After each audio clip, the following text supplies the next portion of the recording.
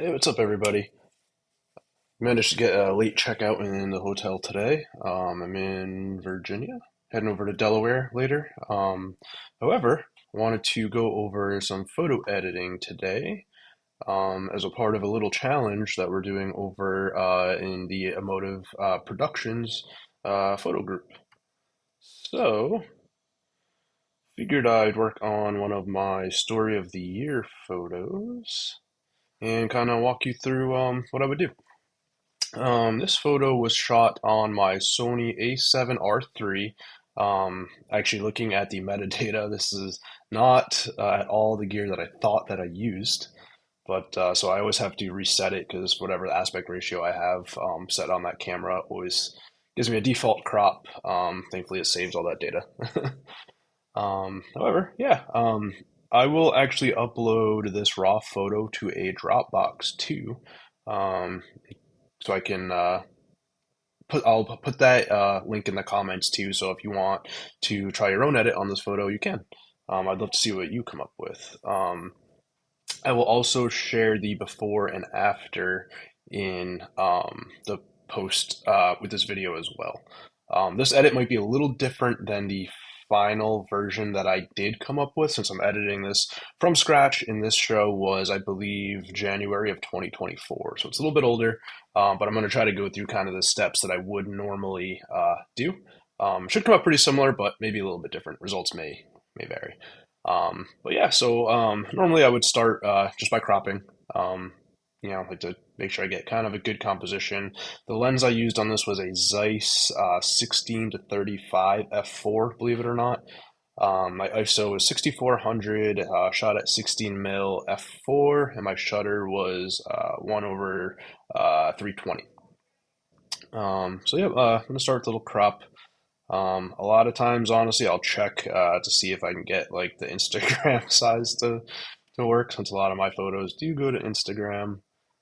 Um, and I'll kind of just use auto straighten, to be honest with you. Sometimes it works, sometimes it doesn't. Sometimes you have to kind of fine tune it, but um, yeah, something like this. I like to leave a little bit of headspace, but not too much up in the top area. Yeah, looks pretty good to me. I particularly love when the artist has some kind of clothing, some kind of article of clothing, or there's something in the image that is pure white. Because if you see, like, the skin tones are very magenta, but when there's something white, you can grab your eyedropper and you can sort of kind of find the right spot. That'll give you a better skin tone, right? Um, I've kind of grown to a point where I feel comfortable enough to just click auto exposure. That works pretty well. Doesn't always work. Sometimes you have to make some adjustments. I'm pretty happy with the way that starts me out with. Um, might want it a little bit brighter, but we'll kind of go from there. Yeah, I guess a little more exposure is good. So from here, I kind of do a little bit of masking. I've made several brushes that I use for my concert photos. I don't really use um, like preset. I don't really start with presets just because, especially with concert photography, there's such a drastic change in lighting all the time, and it just kind of doesn't work for me. Um, if it's for the same show, I might make a preset and use that for a different artist or something like that. But from here, I like to just kind of go from scratch. So, uh, ever since AI masking has popped up, that has been so awesome. So I'll do a subject select first. I like to kind of start with my subject. I always double check to see if the mask is getting anything extra, which it is. And I'll just kind of fine tune that just by, zooming in. Oh, I'm clicking stuff. Oh no. Sorry, guys. But yeah, like I'll kind of like erase. Like I don't want to. This particular brush that I'm going to use, I only want it on my subject. I don't really want it on anything in my background, any of this stuff. I have found that I like to use green to highlight my masking because reds sometimes kind of blend with skin tones. I feel like green for me is just a little bit easier to see. For a spot like this, I'll turn off my overlay actually, so I can fine tune it a little bit better. Um, 'Cause sometimes, when you get something that's this grainy, um, kind of hard to tell if you're getting the edges, and but we'll address this noisy photo a little bit later on. But yep, and kind of turn that back on once you get the edges refined a little bit better. And and as you see, like it didn't grab like the microphone or his hair, so I'll just add another brush and brush that back in. I used to, because I've edited my photos this way for a very long time now, and before auto masking, um, this would have taken me forever. Um, Still can be time consuming. I'm not going to be as precise as I normally would for the sake of this video, but normally I would go in and I would kind of clean up all the feathering and kind of make sure it's sharp. Um, but I'm going to kind of go through this a little bit quicker for the sake of time.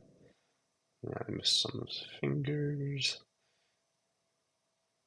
And yeah, sometimes you can tell like it's a little bit lighter, some of the areas on his shoe, so it probably didn't grab all of that. Um, Also, it's kind of up to you, like if you were going to do this, how particular you are about masking.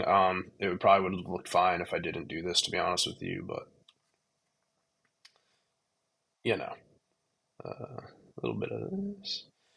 And then because I like to edit my subject and my background differently, what I'm going to do is actually duplicate and invert mask, and it's going to give me the reverse selection. Oh, and if you see, kind of zoom in, you can kind of see some of the areas that the brushes missed. I'm not going to fix those on the subject mask, but I will fix it because I don't want um, the way I edit my background to affect my subject, or else it's going to kind of counterbalance um, the brushes and kind of defeat the purpose.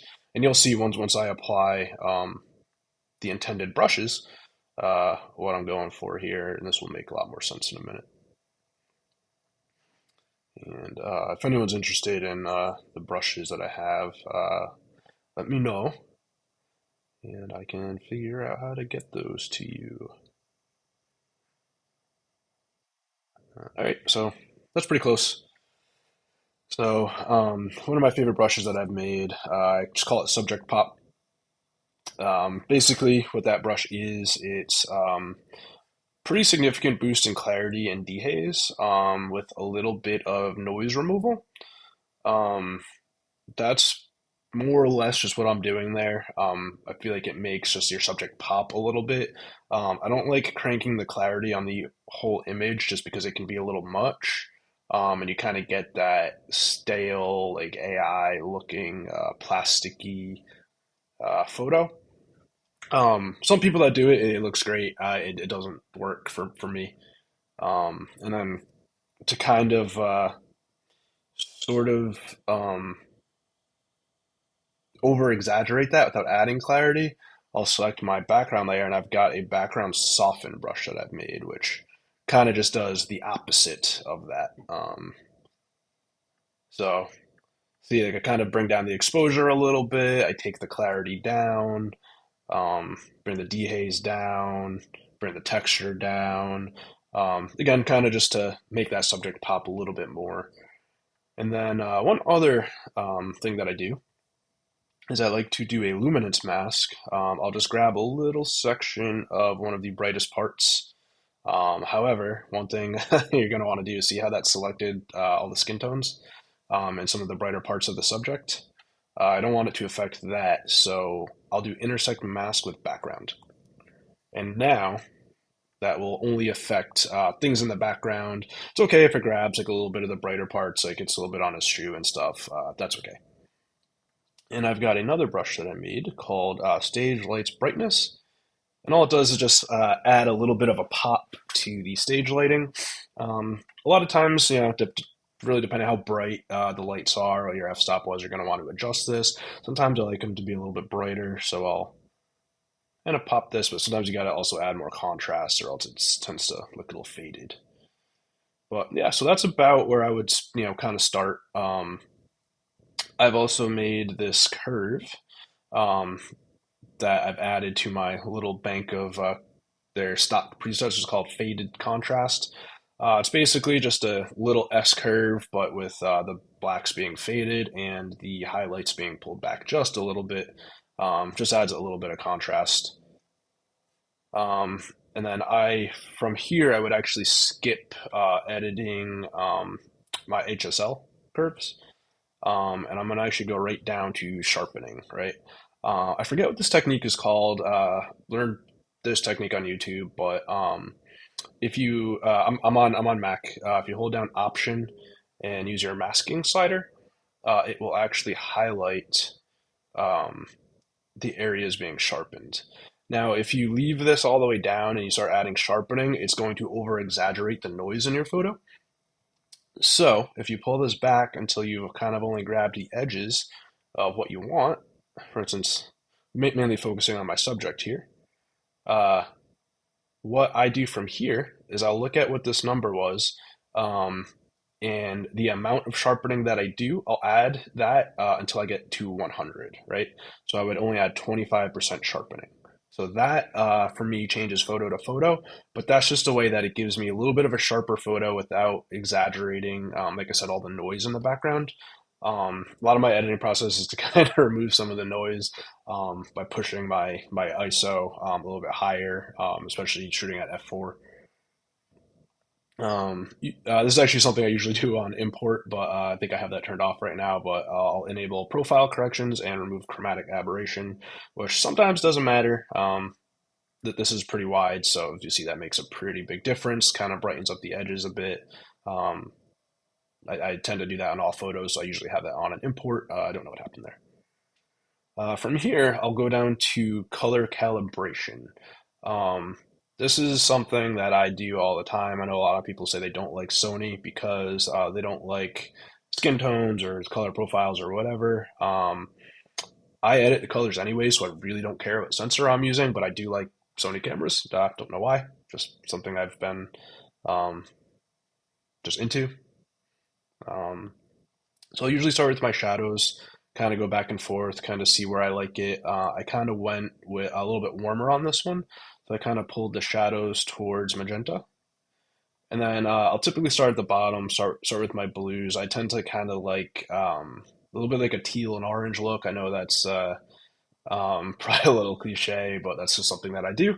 I tend to like it. So, kind of what I'm doing this is I am looking at the skin tones. I want to try to get my skin tones as natural as possible during this process. Um, you'll see kind of as I go, it gets worse and then it gets better. That's all intentional. But a lot of times I'll bring my blue hues towards teal. And one thing I've kind of learned is go until it's too far and then roll it back. Um, it's a little bit easier to be subtle. If you go too far and then roll it till you can barely see it. Greens. See, if I go towards yellows, while it does kind of clean up the skin tones, I don't like what it does to the background, so I'll kind of lean into green a little bit more, and then I'll pull the saturation back, and that'll kind of balance it. And then to kind of help, because I kind of made the skin tones a little bit more pink, kind of adjust that with the red hue. Yeah, see, so that gets my background a little bit warmer. Skin tones are getting there. And then here's something that I learned. I want to say, I can't even remember the YouTube channel I follow that I learned this from, but a huge part of what I think makes a photo look good is contrast. And a good way to see contrast is to edit a photo in black and white. Because now you're not really relying on your color pop. You're relying strictly on color contrast. So what I actually do is I bring all of my saturation sliders all the way down, and you'll actually kind of see that some of your uh, things don't actually do a whole lot to adjust your photo. So we'll get to that in a bit. But then I'll go down to luminance, right? And I'll get contrast by literally just adjusting the exposure of the individual colors, right? So if you kind of, again, go a little crazy with it, you'll kind of see what area is being affected by each slider. So I think kind of brightening up the reds kind of makes the skin pop a little bit.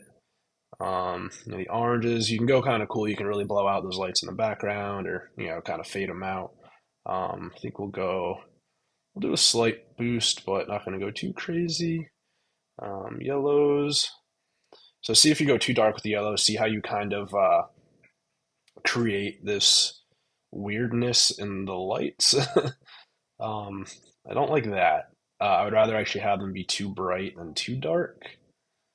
It might actually just kind of, yeah, we're not going to go too bright. Uh, Greens are kind of weird with me because especially using Sony, they tend to be green, so I tend to leave those a little bit darker.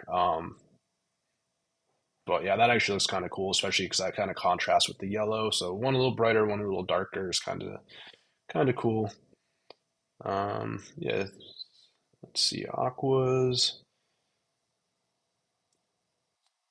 We'll go a little darker on the aquas and the blues maybe, since there's a lot of orange in this photo. Oh, actually, I kind of like see how bright that blue is. See if you kind of focus on his shirt and the tattoos, you can kind of see how those tend to pop if I go a little bit brighter. So that's actually kind of cool, I think, about there. And purples, you can kind of see that in the tattoos on his arm. I think if I just leave that where it is, though, that's okay. And magentas, you kind of have to be careful too, because that can really affect skin tones. If you want to add a little bit more texture in a photo like this, it's not overexposed. You can kind of take that down, and it'll kind of contrast with the reds. And then from here, I'll start working colors back in. Um, Kind of only using colors that help the photo. So, for instance, like if I don't need like magentas or greens, for instance, I'm not going to add a whole lot of that back. So I kind of go one color at a time until it looks good. So right about here for reds, and again, I'm really focusing on the skin tones. Um, I know it's kind of hard to not want the cool colors in the back to really pop and over exaggerate saturation. It's just not something that I do. I pull the reds back a little bit. It might help once I add magentas back in. Let's see, the yellows help. Yeah, there's a little bit of fringing in those yellows, so we'll keep them a little lower until we get some other colors back in. Kind of like the faded green. Let's see, aquas and blues. And what's kind of cool, that the blues kind of are my shadowy bits. You'll see I can kind of get a better black by not bringing too much of it back in. Yeah, see those purples and magentas, even just adding that little bit. Skin tones are a little bit better now. Maybe a little bit more orange, a little bit more red.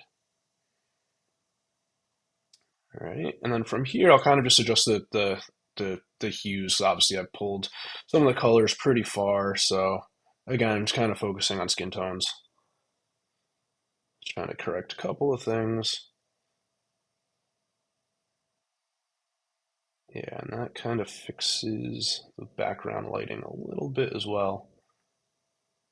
Um, I hear from people that do like a lot of like journalistic concert photos that I'm a little too heavy-handed, but I don't do that, so take this for what it is. Yeah, bring those greens back up. And again, I kind of I'm just kind of going for like some opposites here because again, I'm going for color contrast more than saturation.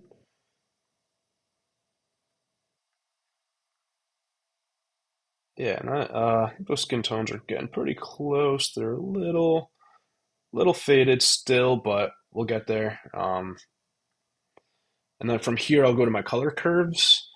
In this, I kind of just go for a really light S curve. I kind of just hit shadows, highlights, and midtones, and I'll try to just kind of balance out what I'm doing in the background while trying to correct skin tones. And I try to, for reds, greens, and blues, try to follow the same curve so I don't throw off my colors too much. And this is kind of like driving a boat. A small change does a lot. So as you can see, you can go pretty crazy with it, but I try not to go too much, just the right touch, but whatever you like is cool. Also, I apologize for the not so great audio. I'm using my AirPods. I didn't want to turn this hotel room into a YouTube studio.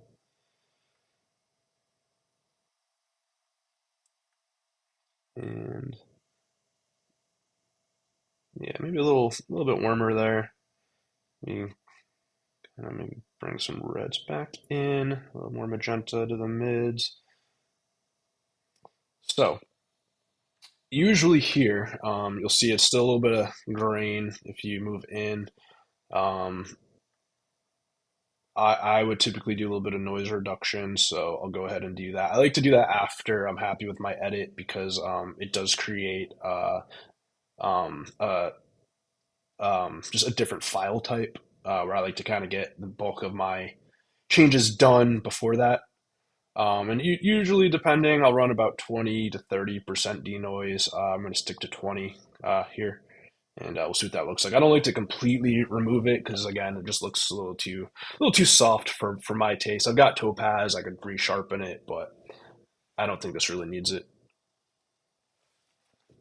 Thankfully, my computer's pretty quick. I'm recording right now, so it's going to go a little slower,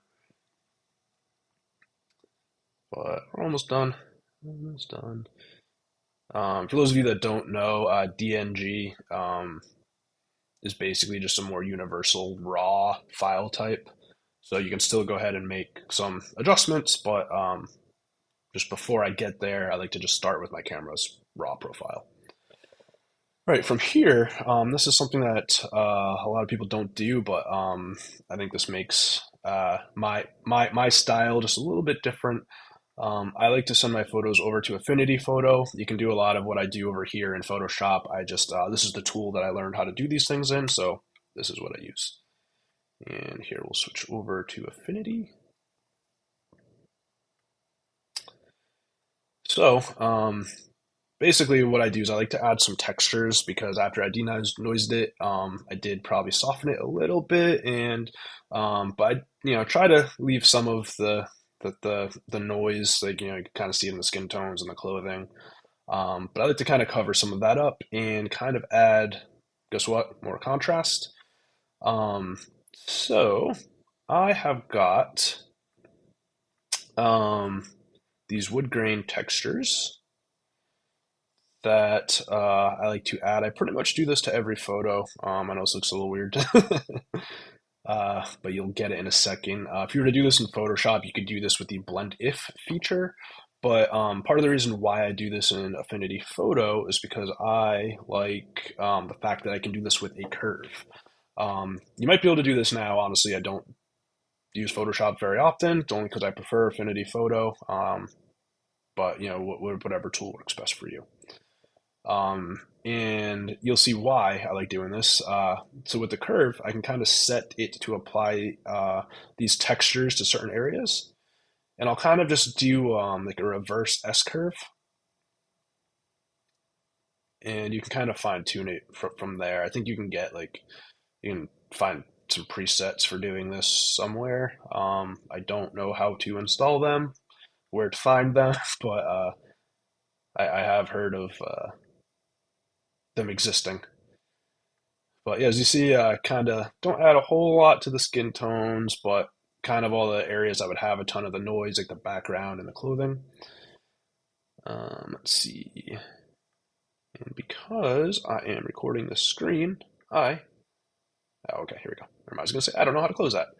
But so from here, obviously I can't leave that like that, so you've got to change your blend mode to overlay.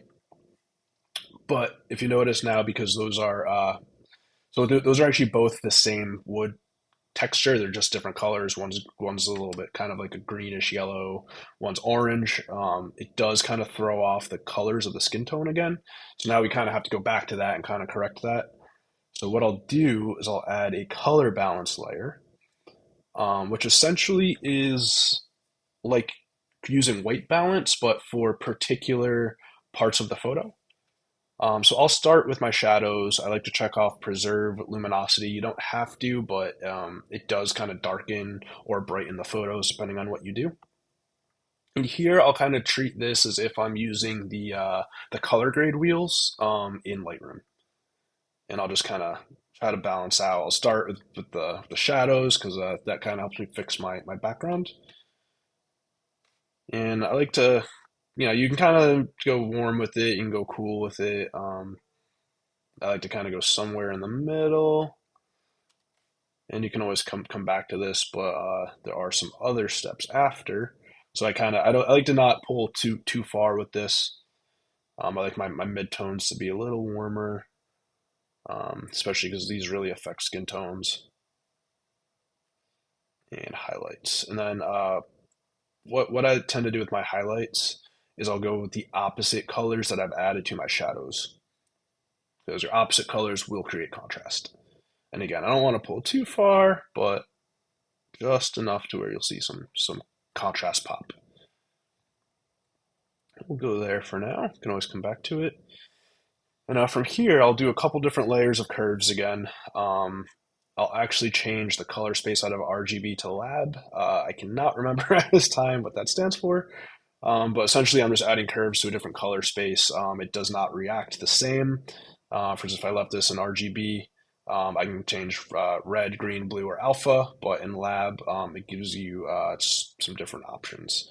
And you can do this all in one curves adjustment, but I like to do them on separate ones only because if you want to change the opacity or mask these in or something, it's just a little bit easier if they're on separate layers.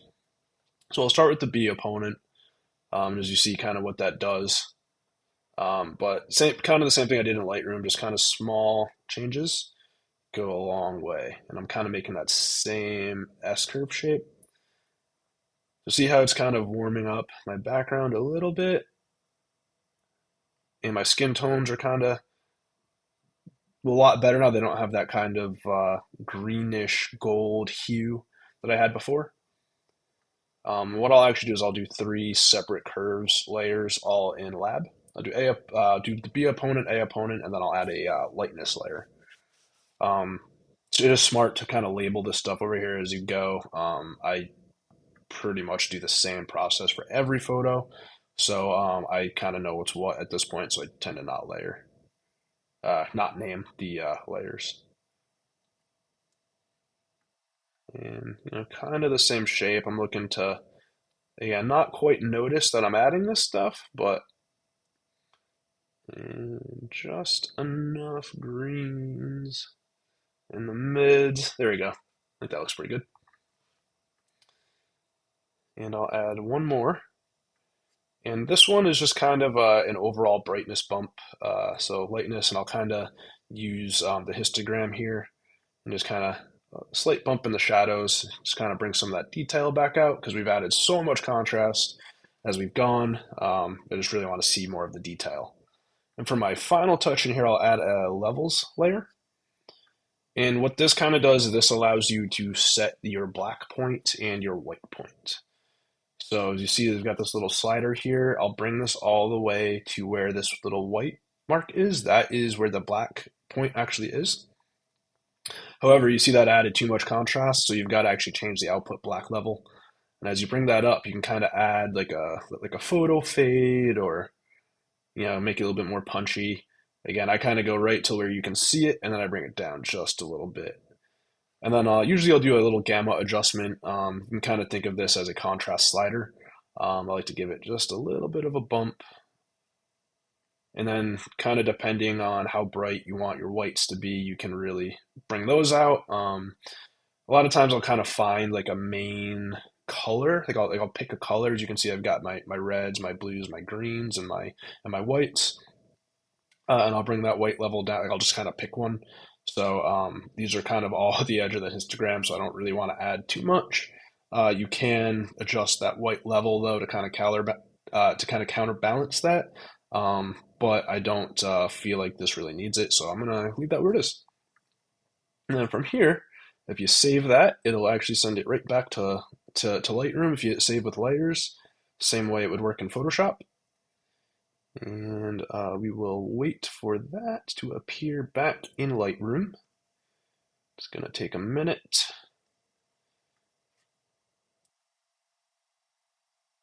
And here we go. So you could leave it here. I have a couple other things that I like to do. Again, I could edit this till the cows come home, but I have made one preset that I do tend to use is I've got a finisher to add vignette and grain. The vignette's not super strong, but it kind of brings the focus to the center of the photo. You can kind of move that around if you wanted to. And I do like to add a little bit of grain back in, only because I take so much of it away, adding all that contrast. But as you kind of start to pixel peep again, um, the grain, it looks intentional. It looks less like a noisy photo and looks more like film grain. But here I will actually do a little bit more color grading just to kind of add some color to the shadows. I like this photo being a little bit warmer, but so in my shadows, maybe some purples. And again, I'm kind of just going for opposite colors here, still adding contrast, but adjusting it with the luminance. So you can add, again, some more some more black fade if you want. Make it a little punchier if you want. I tend to like to lift the shadows just a bit since I crush the black so much. Um, Kind of balance the skin tones a bit more. Like if they were too one color, you can kind of adjust this in the end. I think maybe kind of adding a little bit of green or yellow kind of warms them up a little bit. And you can kind of get a little bit more pop out of the lights in the back by boosting that a hair. And then my highlights, because I added some purples, I'm going to kind of go the opposite way up here. And again, you don't want to add too much because you can really, really mess stuff up. So kind of some really small changes. And same thing, just kind of adjust the luminance. Actually, if you kind of go pretty far with this one, it kind of creates some cool highlights. But yeah, that's kind of about where I would leave it. And from here, I would give it some kind of a rating so I can sort it out and I know what ones to export when I've got a gallery of 4,000 photos. And I would export it. But yeah, I will. What I'll do is I'll put the before. I will put this edit and I will put the original edit all in the photo, and I'll put a Dropbox link to this raw file in case you want to mess with it yourself. But thanks for checking it out. I hope you enjoyed it, and feel free to ask any questions you might have. I'll see you later.